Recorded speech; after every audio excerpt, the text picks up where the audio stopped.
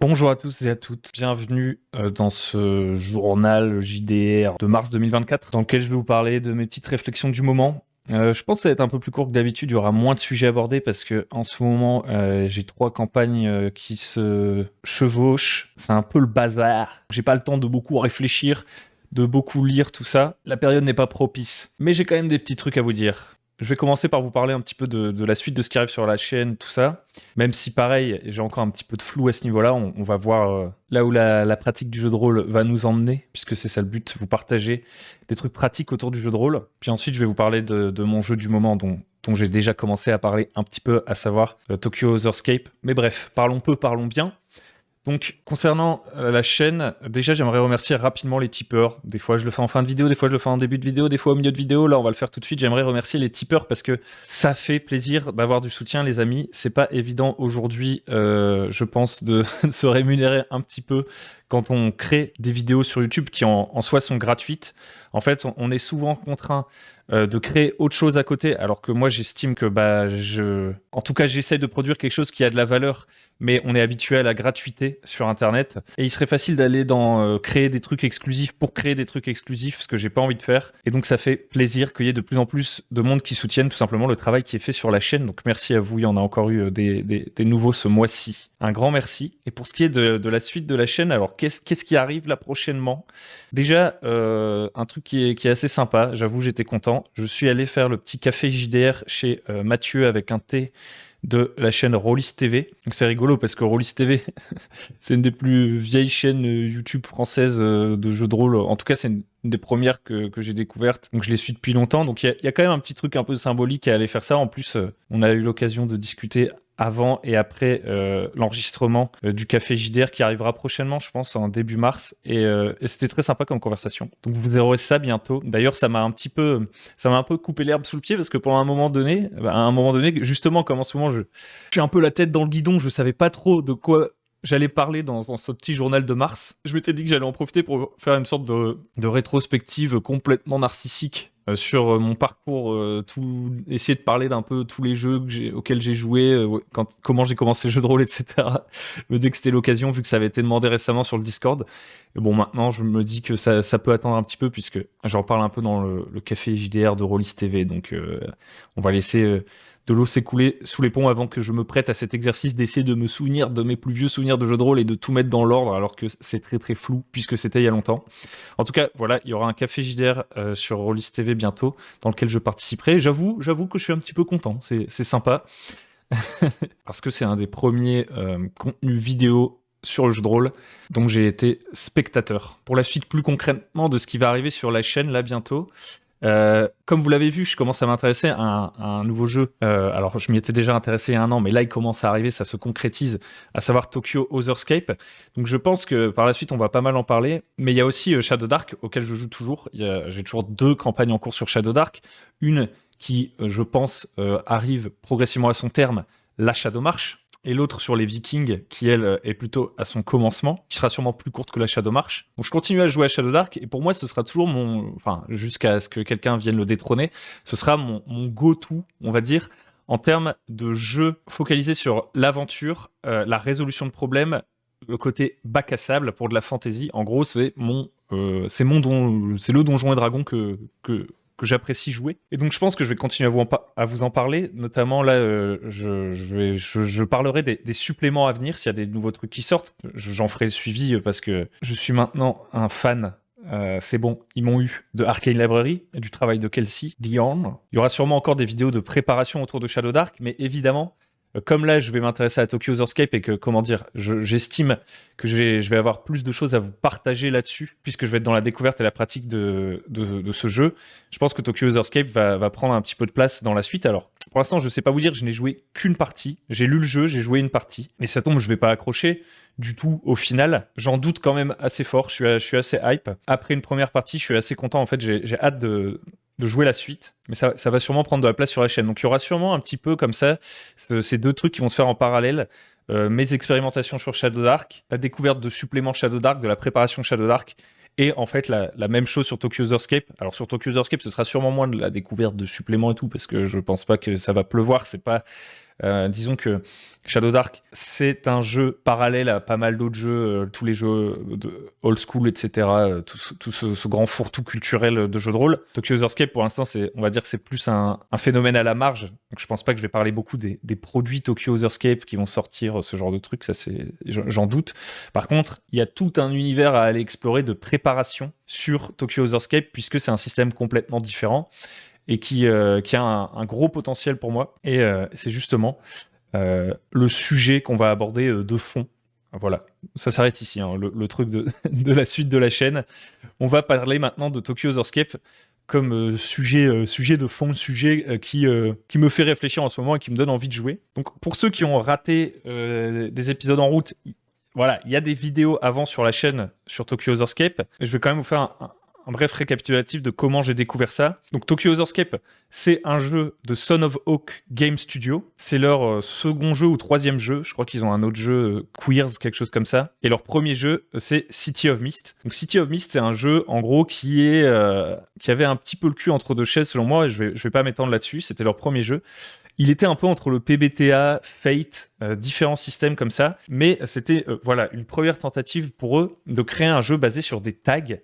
Un système à base de tags, c'est-à-dire des courtes expressions, des mots qui vont venir servir la mécanique et nous permettre d'avoir des bonus et des malus. En gros, c'est un jeu où on va définir dans la fiction ce qui est important par des tags. Donc ça, c'est un peu l'idée de Fate plutôt.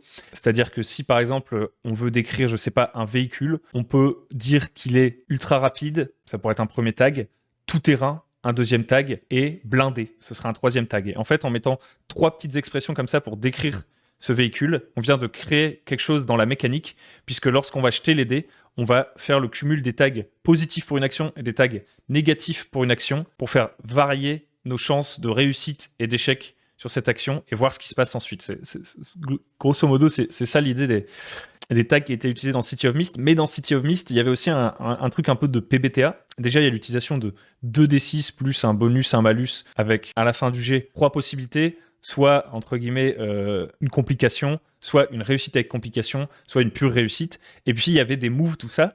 Et tout ça, en fait, c'était le premier jeu du studio, City of Mist. Et le jeu, moi, qui m'intéresse aujourd'hui, c'est Tokyo Earthscape. Donc on va dire que c'est l'héritier de ce premier essai, dans lequel on a pas mal retiré du côté PBTA, puisqu'en fait on a enlevé les moves qui sont ce qui définit pour moi un PBTA, un jeu powered by the Apocalypse, et on s'est plus concentré sur les tags dans Tokyo Earthscape pour cette fois-ci proposer un jeu cyberpunk avec de la mythologie. Donc on a aussi un changement de thème, puisque City of Mist c'était un jeu, on va dire, de héros avec des pouvoirs, des gens qui ont des pouvoirs en gros, dans une ville mystérieuse, noire, un peu un jeu d'enquête avec 2 mondes qui se chevauchent et qui ne se perçoivent pas toujours. Enfin, je vous laisse aller découvrir le pitch concrètement de ces jeux.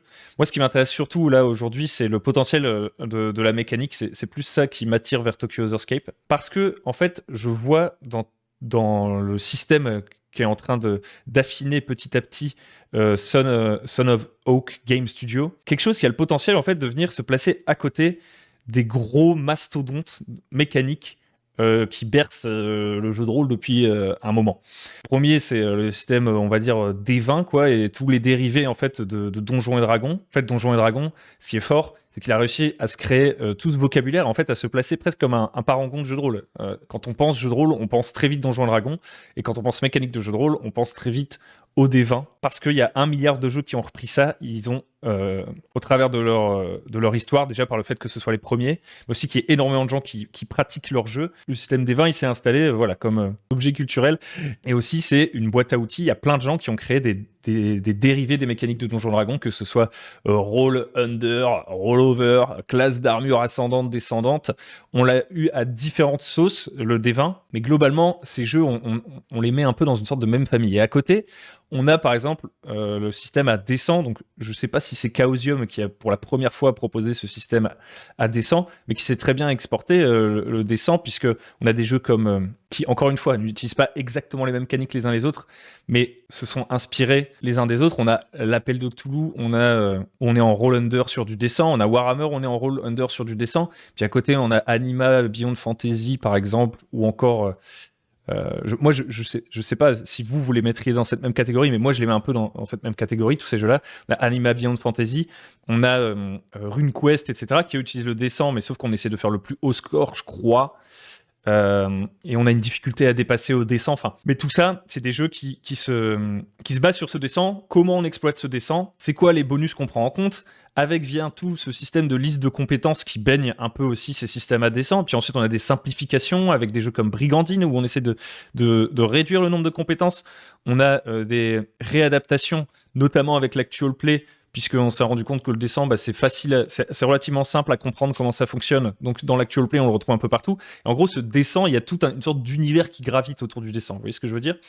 À côté, un autre type de jeu comme ça qui a réussi à s'imposer comme un mastodonte selon moi, dans une moindre mesure, il a quand même moins de popularité, il a été exploité dans plein de sauces différentes, c'est ce système Powered by the Apocalypse, avec ses moves, avec ses 2d6, avec ses réussites avec complications, où plein de jeux sont venus chercher la base Powered by the Apocalypse et l'adapter à leur truc. Et aujourd'hui, même si c'est pas au point du système des 20, quand vous voulez créer un nouveau jeu, etc., et que vous dites c'est un jeu plus ou moins Powered by the Apocalypse, on comprend.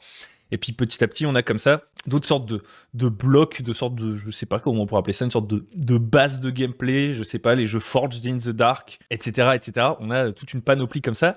Il y en a d'autres qui ont moins réussi à tirer leur épingle du jeu. Justement, par exemple, je pense que le système Fate, il a pas explosé. J'ai l'impression, il a les gens qui l'apprécient.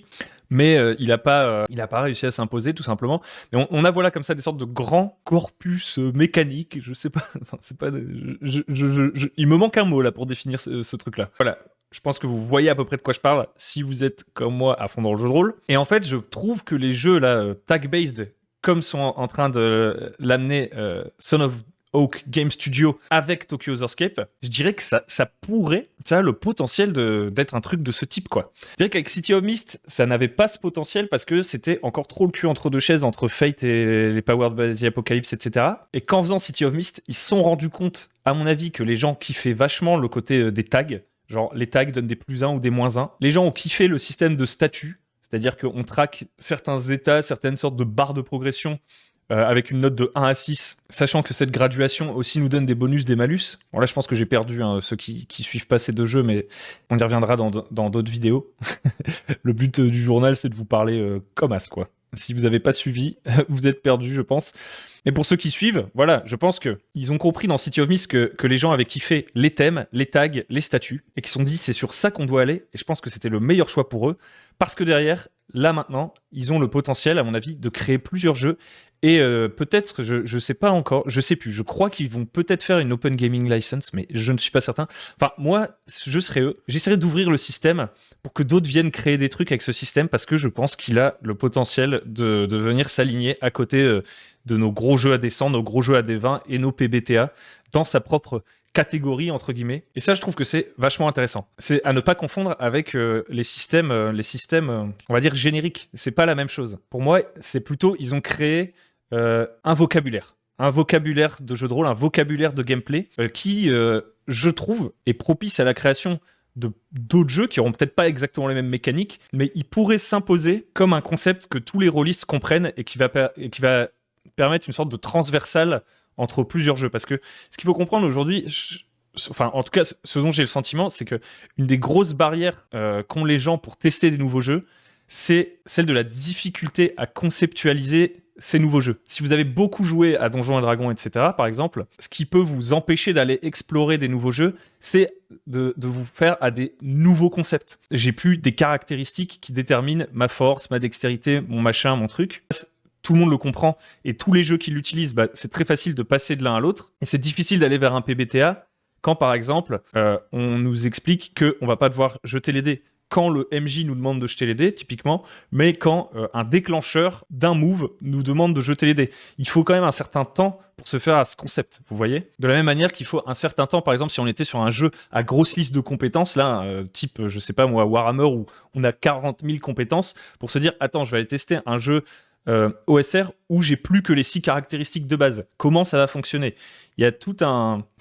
Il faut créer des nouveaux circuits neuronaux pour comprendre, parce que sinon, très vite, on se dit « Ouais, c'est juste plus compliqué, ouais, c'est juste nul, ou ouais, c'est juste... » Voilà.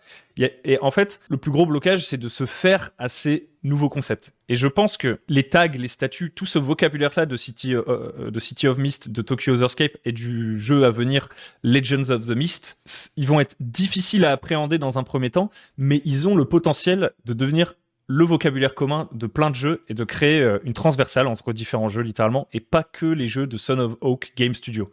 Et d'ailleurs, moi, quand j'avais fait 2D6 plus bullshit, bah, c'était un peu dans cette idée-là, quoi. Une fois que j'ai appréhendé ce truc de tag qui est utilisé dans City of Mist, je me suis dit, mais en fait, si on simplifie ça, on le ramène à son noyau le plus dur, cette mécanique, genre on a des tags qui sont positifs, des tags qui sont négatifs, on jette 2d6 et basta. Une fois qu'on l'a ramené à son noyau le plus dur, on peut le réétendre hyper facilement et adapter cette base à plein de jeux. C'est ça qui m'excitait. En fait, moi, je suis pas particulièrement excité par les systèmes génériques.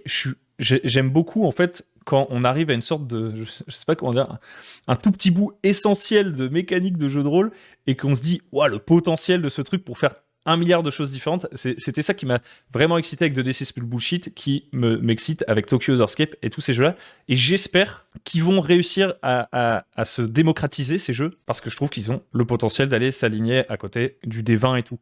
Dans la même catégorie, d'ailleurs, je pense au système Year Zero Engine, vous voyez. Le système Year Zero Engine, bah, au départ, la première fois qu'il y a eu un jeu qui utilisait ce système, bon, bah, voilà, il fallait qu'il fasse ses preuves, etc. Il n'est pas bien compliqué. Il a le potentiel d'être tweaké de plein de manières différentes, mais au départ, on se dit juste, quand il y en a qu'un qui vient d'apparaître, bon bah voilà, c'est un jeu de plus, je vais devoir apprendre ses mécaniques, alors que moi je connais déjà, je suis déjà habitué à mes petits systèmes, et je dirais que c'est pas gagné d'avance quoi à ce moment-là. Et en fait, maintenant qu'ils ont un jeu, puis un deuxième jeu qui a marché, puis un troisième jeu qui a marché, là ils en ont sorti 50 000, et on fait très facilement la passerelle entre tous ces jeux, et c'est pourtant pas un système que je considère comme générique, ou en tout cas pas un système qui essaye qui se dit pouvoir tout faire, on va dire, qui a cette philosophie-là derrière lui. Et maintenant qu'ils ont passé, entre guillemets, on va dire, l'épreuve du feu d'avoir un succès populaire, et c'est la régalade hein, pour eux. Et moi, je trouve que c'est important. Je sais pas, on va parler d'une opinion ici, mais je comprends tout à fait les gens qui n'ont pas envie, à chaque jeu de rôle, de réapprendre tout un système complètement unique qui essaye d'innover partout, etc. Moi, je lis des systèmes comme ça. Hein. Alors là, par exemple, je lisais The Wild Sea, donc, qui est un jeu de rôle, je dirais, qui ressemble un petit peu, mais ce serait pas forcément lui rendre hommage, qui ressemble un petit peu, pour moi, à un jeu Forged in the Dark. Il y a pas longtemps, j'avais lu Dragonbane, qui est un D20 en roll-under avec des compétences magie mi-vancienne, mi-pas-vancienne. Enfin, on peut aller regarder du côté de, je sais pas, Ironthorn. Puis ensuite, j'ai lu Gods, où il y a un peu un truc où on jette plusieurs D10, comme un jeu type Vampire the Masquerade, je dirais. Je sais pas. Vous voyez, des jeux qui essayent de se créer. Enfin, non, pour le coup, Gods, je dis n'importe quoi, c'est le système Totem. C'est une sorte de dérivé, un remixage du système Totem. Mais voilà, ce que j'essaie de dire, c'est que moi-même, j'avoue que à chaque fois que je vais aller lire un jeu qui a des mécaniques qui sont complètement différentes de ceux à quoi je suis habitué, ça me fatigue un petit peu. C'est comme Numenera, vous voyez, à un moment, je m'intéressais à Numenera, le Cypher System, et voilà, quand je redécouvre ça, je me dis, bon, bah, c'est sympa, il y a des trucs et tout, mais à chaque fois, c'est un effort, c'est un véritable effort, pour au final, ne pas être tout à fait certain qu'on va y prendre un énorme plaisir, en dehors du fait du plaisir de comprendre cette nouvelle mécanique, de voir ce qu'elle essaye de faire, etc. Derrière, moi, je suis pas certain que j'ai envie de tester ça sur le long terme, en fait. Parce que ça colle pas vraiment à ce que je recherche. Et donc, je comprends tout à fait, je trouve ça même normal, qu'on n'ait pas envie à chaque fois de réapprendre des nouveaux systèmes de jeux de rôle, parce que dans le jeu de rôle, il y a un autre truc qu'on a envie de faire, c'est avoir la sensation de maîtriser ce système un petit peu, je pense, parce qu'on a envie de se concentrer aussi sur la narration qu'il produit, on a envie d'être à l'aise, de pas passer toute notre partie à parler des règles, etc. Donc il y a tout cet équilibre-là à trouver.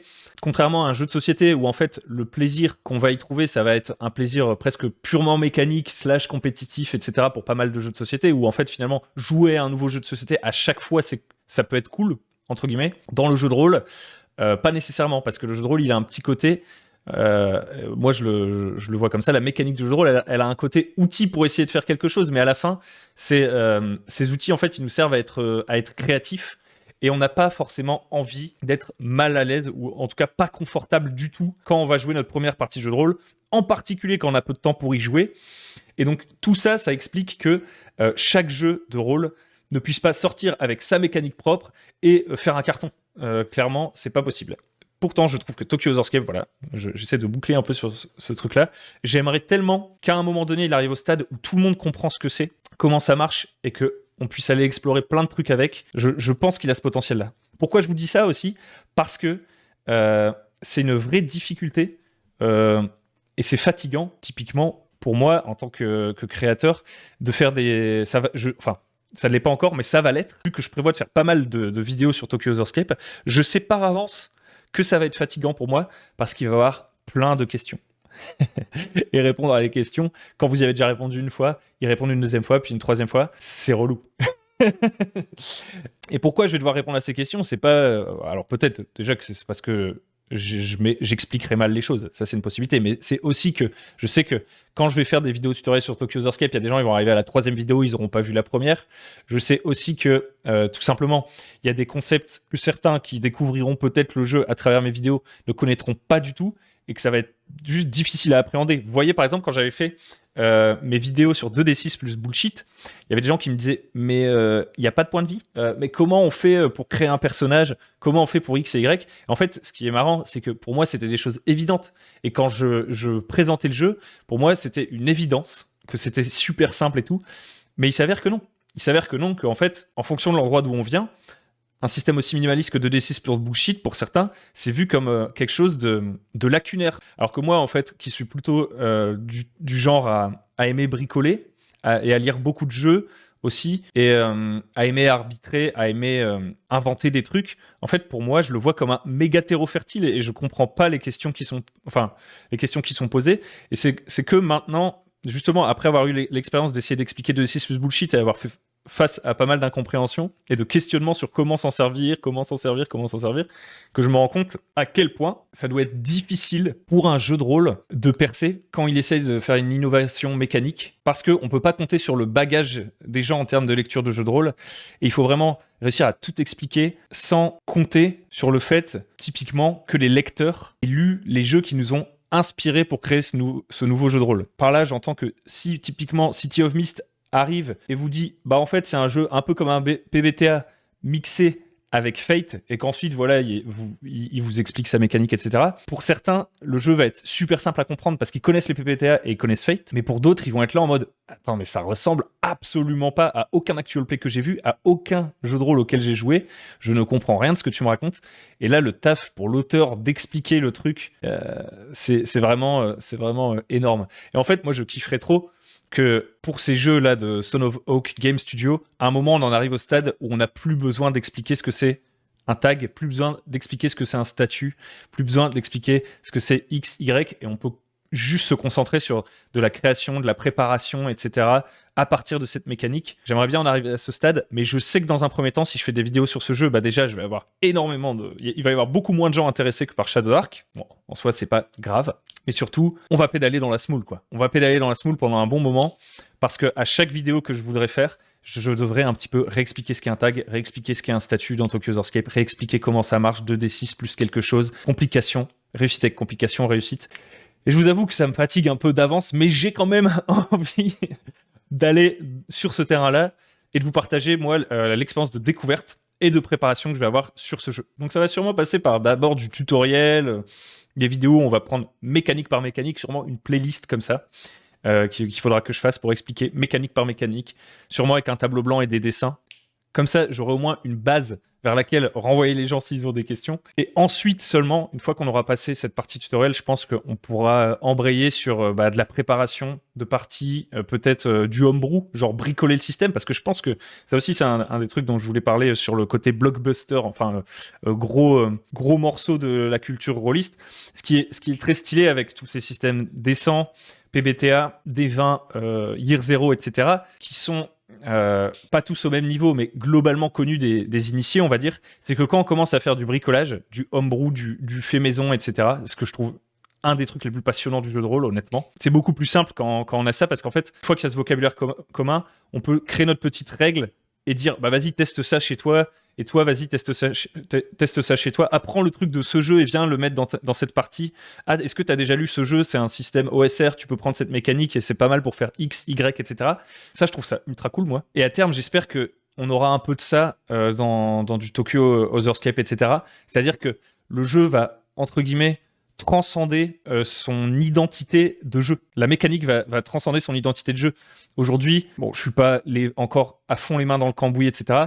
Mais voilà, la conversation autour de Tokyo Otherscape, elle doit se faire sur des Reddit Tokyo Otherscape, sur le Discord de Tokyo Otherscape, sur la chaîne YouTube de Son of Hawk Game Studio, de Tokyo Otherscape, etc. Il n'y a pas encore... la conversation n'a pas réussi à s'étendre plus loin que ça pour le moment. Et j'espère que ça va se faire. Parce que, ça c'est autre chose, le fait que cette conversation se crée, ça participe à l'enjouement autour du fait de jouer à ce jeu. En fait, moi je pense que aussi, comme on est des humains, on est des êtres sociaux et c'est toujours plus sympa aussi de jouer à des jeux autour desquels on arrive à avoir des conversations avec d'autres gens. Ça renforce l'envie de jouer à ces jeux, tout simplement, l'intérêt qu'on y porte, et ça amène plus de richesse au jeu, parce qu'en fait, à travers des conversations entre gens qui jouent avec des mêmes systèmes, etc., on se comprend mieux déjà dans nos conversations, parce qu'on joue à des jeux qui sont semblables, qu'on peut comparer, et en plus, on peut se filer des idées, tout ça. Et ça aussi, ça participe vraiment à l'enjouement autour d'un jeu. Vous voyez, Shadow Dark, moi j'étais ultra content d'y jouer, mais ça avait un double effet qui se coule, parce que il y a aussi beaucoup de gens qui jouent à Donjons et Dragons ou à des jeux semblables, et du coup, avec qui on a pu discuter en fait sur Discord de ces choses-là. Alors qu'aujourd'hui, si je commence à discuter des jeux City of Mist ou Tokyo Otherscape sur le Discord, ou à rejoindre des trucs comme ça, tout ça, je sais que je vais avoir beaucoup moins de personnes en fait avec qui en parler. Et je trouve pourtant que ces conversations-là, moi, c'est celles qui m'intéressent le plus, parce que c'est celles qui sont très proches d'une pratique typiquement de campagne, de homebrew, tout ce dont on parlait avant, du jeu au long terme, tester des modifications mécaniques, etc. Je préfère ces conversations-là que les conversations de « Est-ce que vous avez testé ce nouveau jeu ? Est-ce que vous avez testé ce nouveau jeu ? Est-ce que vous avez testé ce nouveau jeu ?» J'avoue que je me suis un petit peu lassé de ça. Et j'aime bien parler en fait avec des gens qui jouent au même jeu que moi, plutôt que parler avec plein de gens qui essayent tous de me vendre des jeux différents. Et qui en fait sont dans cette possibilité, sûrement aussi dans une position un petit peu inconfortable, d'avoir personne avec qui parler du jeu auquel ils sont en train de jouer. Donc voilà, je suis parti dans tous les sens, j'espère que vous avez réussi à me suivre. Et je m'excuse pour ceux qui savent pas ce que c'est Tokyo Otherscape et tout. Donc, alors je sais que y a des gens, quand on va se mettre à parler de Tokyo Otherscape, ils vont arrêter de suivre la chaîne. C'est un peu le revers de la médaille quand je me concentre sur un jeu. Mais si vous voulez suivre, si vous voulez participer un peu à cette aventure de la découverte du jeu, allez sur YouTube, etc. Mettez-vous au fait du truc. Il y avait les vidéos sur 2D6 plus Bullshit. Là, j'ai déjà sorti une vidéo sur Tokyo Otherscape aussi. Franchement, je trouve que c'est un jeu qui vaut le coup qu'on s'y intéresse. Vous pouvez aussi aller voir City of Mist, Legends of the Mist, qui est en train qui doit être à peu près à mi-chemin de son Kickstarter actuellement. Je vous invite vraiment à aller voir tous ces trucs-là, parce que ça va sûrement être des sujets à venir. N'est-ce pas ? Je vais terminer sur une des raisons qui fait que pourquoi, en fait, finalement, je kiffe Tokyo Otherscape, justement. Ou en tout cas, sa mécanique, principalement. C'est le système de tag. J'en ai parlé un petit peu en début de vidéo. Le tag, c'est l'unité minimale, c'est l'unité granulaire, on va dire, la plus basse du système. Vous voyez, dans Donjons et Dragons, on parle de plus 1, de plus 2, etc. En fait, on additionne des points pour jeter un D20 et dépasser une difficulté. Donc le cœur du truc, dans Donjons et Dragons, c'est nos caractéristiques, notre D20, les difficultés qu'il y a en face, essayer de faire le résultat le plus haut, le dépasser. Et on va dire que les mécaniques clés, c'est les modificateurs sur nos jets de dés, les points de vie, les dégâts. C'est ça, on va dire, les trucs de base de Donjons et Dragons. Dans Tokyo Otherscape, c'est le tag, c'est-à-dire définir un élément dans l'univers qui a un impact mécanique. C'est-à-dire qu'on ne prend pas en considération l'ensemble d'une scène pour déterminer des bonus, des malus, etc. On vient qualifier des éléments de la fiction avec des tags. Et c'est ça qui va leur donner leur importance et faire que, à partir du moment où on a qualifié quelque chose d'important avec un tag, ça peut donner un malus ou un bonus à un jet de dés. En fait, ce que je trouve très très cool avec cette idée, c'est que la seule chose à laquelle on va donner une importance mécanique, c'est ce qu'on considère important nous. C'est-à-dire qu'à chaque fois que je vais créer un monstre, par exemple, je vais pas avoir besoin de réfléchir à ses points de vie, pas besoin de réfléchir à ses chances de toucher, pas besoin de réfléchir à ses dégâts, pas besoin de réfléchir à X, Y, Z, machin. Je vais juste me dire qu'est-ce qu'il a d'intéressant ce monstre et créer des tags à partir de ça. Et c'est ça qui va définir ce monstre.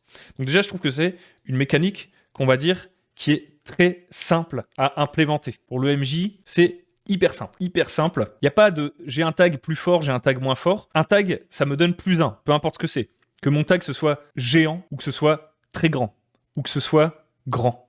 Ce sera un plus 1 dans les circonstances où on considère que ce tag doit me donner un bonus, par exemple. Donc, il n'y a pas de système d'échelle de valeur entre les tags. Tous les tags se valent mathématiquement. Donc ça, déjà, je trouve que c'est très très cool, c'est très très simple. Bon, alors, on peut se dire que c'est un petit peu nul quand on a plutôt une approche comme moi j'aurais eu dans Shadow Dark. Par exemple, Shadow Dark que je kiffe, au demeurant. Ne me faites pas dire ce que j'ai pas dit. Je dis pas que c'est mieux, moins bien. J'essaie de repérer l'intérêt que je trouve à ces tags pour quelque chose de précis. En fait, ce qui est cool avec ces tags, c'est que ça souligne l'importance narrative de la chose qu'on a envie de mettre en avant pour cette créature, la chose qu'on a envie de mettre en avant pour cette scène, etc.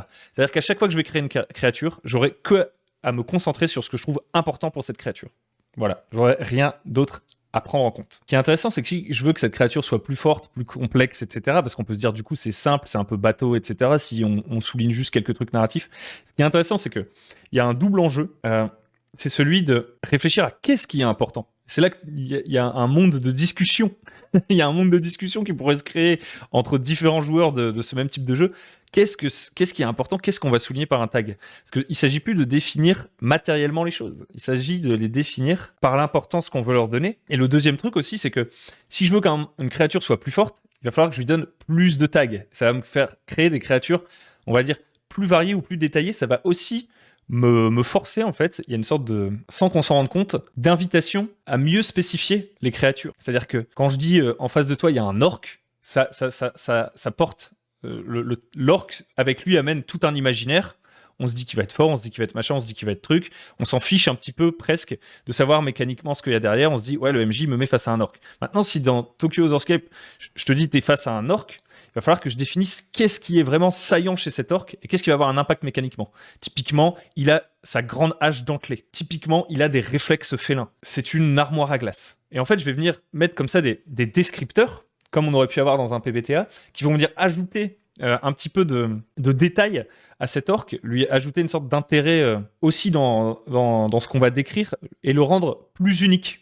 Et à chaque fois que je vais vouloir recréer un orc, je vais pouvoir m'amuser à changer ces tags et ça va avoir tout de suite un impact mécanique, quoi. Je vais pas avoir à me poser la question de à quoi ressemble cet orc, puis ensuite me dire qu'est-ce que je vais lui donner comme point de force, point de dextérité et tout. Non, je vais, en même temps que je définis cet orc visuellement, qu'est-ce que c'est dans la fiction, cet orc, en même temps que je fais ça, je vais le définir mécaniquement. Et ça, je trouve que c'est très élégant, en fait, comme manière de faire les choses. Ce que je kiffe aussi beaucoup par rapport au PBTA, c'est qu'il y a vraiment une prise en considération du contexte. En fait, dans un PBTA, avec le jeu qui est défini par ses moves, il me manquait un truc, moi, un petit peu, pour faire le lien avec ce que j'aime quand même. Moi, j'aime bien, vous savez, préparer des choses en tant que maître du jeu, et j'aime bien définir l'univers. J'aime bien, je suis pas hyper fan de la pure émergence à travers les moves.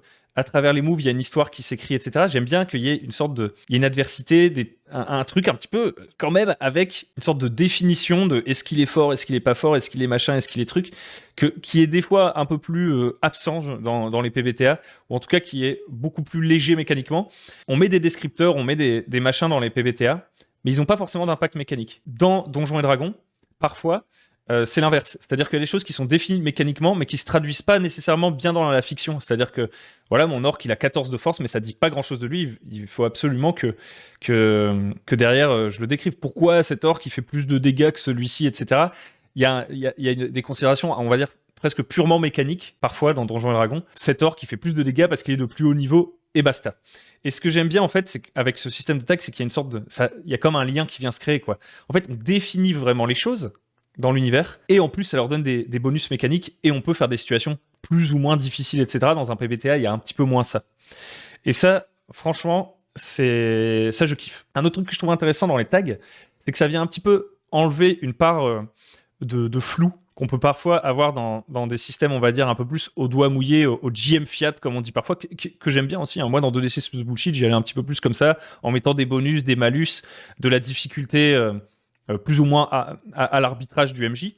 Ça me dérange pas, je trouve pas que c'est particulièrement un défaut mécanique, mais ce que je trouve intéressant dans le fait de faire des tags, c'est qu'on vient concrétiser certaines choses. C'est-à-dire que quand je suis dans une course-poursuite, par exemple, je sais pas moi, dans un jeu où il y a très très très léger mécaniquement et que c'est le MJ à chaque fois qui me dit la difficulté, le machin, le truc, il me dit tu cours dans la rue, il y a des gens qui se bousculent, il y a des étals, il y a des machins, qu'est-ce que tu fais En fait, en général, à ce moment-là, il va y avoir deux comportements possibles. Soit je vais poser des questions au MJ sur qu'est-ce qui m'entoure, etc.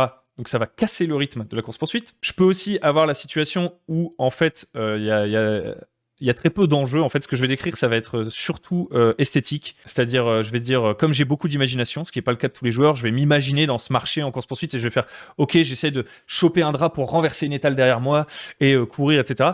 Et derrière, bon, le MJ, vu qu'il n'a pas vraiment un système derrière, il bricole un truc sur le moment et on continue. Et voilà.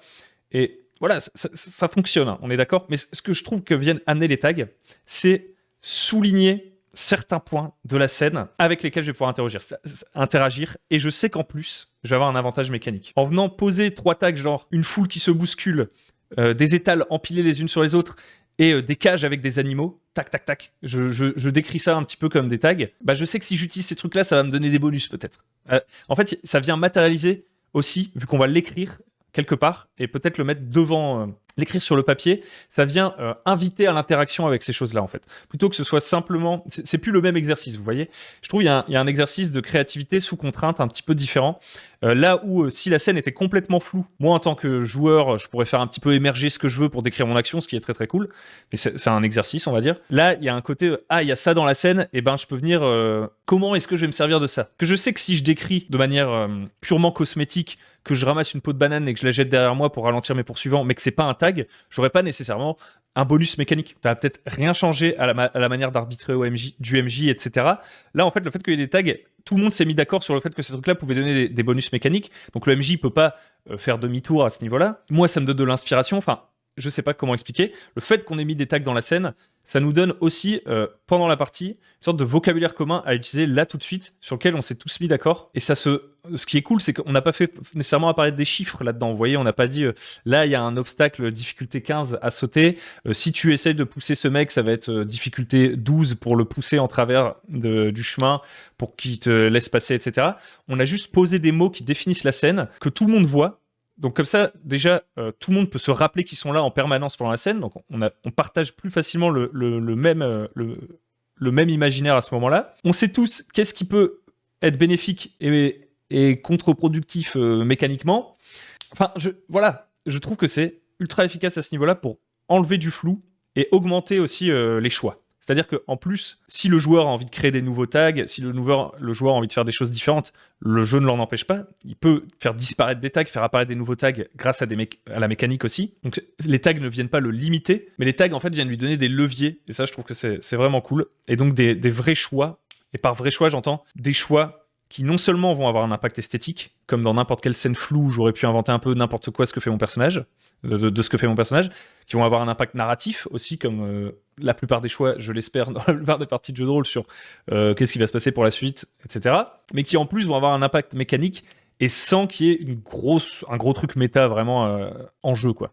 Donc vraiment, pour moi, le tag, là, c'est vraiment un potentiel de fou. Et j'espère que le concept, l'utilisation des tags, comme j'ai fait dans 2D6 plus Bullshit, et comme c'est fait dans Tokyo Escape et ça va être fait dans Legend of the Mist, etc. J'espère au bout d'un moment que ça va devenir un second langage pour certains rôlistes, pour faciliter cette conversation et qu'on s'éclate sur ces jeux. Bon. Pour l'instant, je me projette. Le jeu, j'ai testé qu'une partie. Je vais encore tester 2-3 parties, là. Encore 2-3 sessions sur cette même partie qu'on a commencé. Peut-être que je vous en parlerai plus tard. J'ai pas envie de... Pour l'instant, on est dans du test. J'ai pas envie de trop vous en faire le récap, tout ça. Mais derrière, j'espère faire une campagne de Tokyo Escape quand le setting de Tokyo, justement, l'univers Tokyo pour Tokyo Escape sera sorti. Peut-être que je vous en ferai pas des récaps, mais de la prep, enfin des retours, quoi. Peu importe la forme qu'ils vont prendre. Et à ce moment-là, je pourrais vous dire davantage là où j'ai pu avoir des désillusions, les trucs que j'ai trouvé plus efficaces, moins efficaces, les difficultés que j'ai rencontrées, tout ça. Aujourd'hui, de prime abord, je me dis que la principale difficulté que la plupart des joueurs vont rencontrer en appréhendant ces jeux, c'est la création de personnages. C'est la question de savoir qu'est-ce qu'un bon tag et qu'est-ce qu'un mauvais tag, entre guillemets. Et je pense que ce sera sûrement l'objet des premières vidéos que je ferai sur Tokyo Escape. Ce sera de parler de la mécanique de base, mais aussi de comment se servir, faire des bons tags, vraiment au niveau conceptuel, qu'est-ce qui est intéressant en fait. Et ensuite, on pourra aller plus loin, tout ça. Mais tout ça, ça va venir. En tout cas, j'ai hâte de vous en parler davantage. Je vais vous laisser là. J'espère que je vous ai pas perdu. J'espère que ça vous a intéressé. Je pense que cette vidéo, peut-être certains la redécouvriront plus tard, si jamais ils s'intéressent à Tokyo's Escape, qu'elle a dû faire fuir un peu les gens qui suivaient la chaîne pour la Shadow Dark, 1, 2, 3, la Shadow March, Shadow Dark, tout ça. Je n'abandonne pas du tout Shadow Dark. De toute façon, de toute ma carrière de rôliste, si je puis dire, à chaque fois que j'ai testé un nouveau jeu un peu différent, etc., il y a toujours eu ce rappel de Donjons et Dragons, du D20, de l'aventure un peu plus classique comme ça, où on essaye de surmonter des obstacles, de gagner des petits combats tactiques. Je retourne toujours à ces jeux et je pense que Shadow Dark, même quand j'aurai fini ma campagne de Viking, il y a de grandes chances que je relance encore un truc de Shadow Dark à côté. Par contre, je pense là, effectivement, ne plus faire que du Shadow Dark, c'est-à-dire que là j'avais 2 campagnes de Shadow Dark en parallèle, plus je faisais des one-shots de Shadow Dark, c'est-à-dire que je faisais vraiment que ça. À mon avis, je vais pas tarder à avoir joué une centaine de parties de Shadow Dark d'ici quelques temps. Au lieu de faire que ça, après 1 an, je pense qu'en parallèle, il va y avoir Tokyo's Escape et peut-être l'année prochaine Legends of the Mist, mais bon, je vais pas me prononcer pour l'année prochaine. Il peut se passer bien des choses entre-temps. En tout cas, merci de m'avoir écouté. J'espère que cette vidéo vous aura plu quand même. Et puis je vous dis à très bientôt sur Bon MJ. N'hésitez pas à passer sur Tipeee, à soutenir et puis à me dire ce que vous aimeriez voir aussi en parallèle, puisque je vais aussi faire des vidéos sur des trucs transverses, comme la vidéo que j'ai faite récemment sur les joueurs, ou encore les vidéos que, par exemple, les tables rondes, etc. Si au niveau de ces vidéos-là, on va dire plus large sur le jeu de rôle, vous avez des idées, des questions, n'hésitez pas, ça peut m'inspirer des sujets de vidéo. Et puis je vous dis à très bientôt sur le Bon MJ. Merci de m'avoir écouté. On se retrouve sur le Discord. Et bye bye!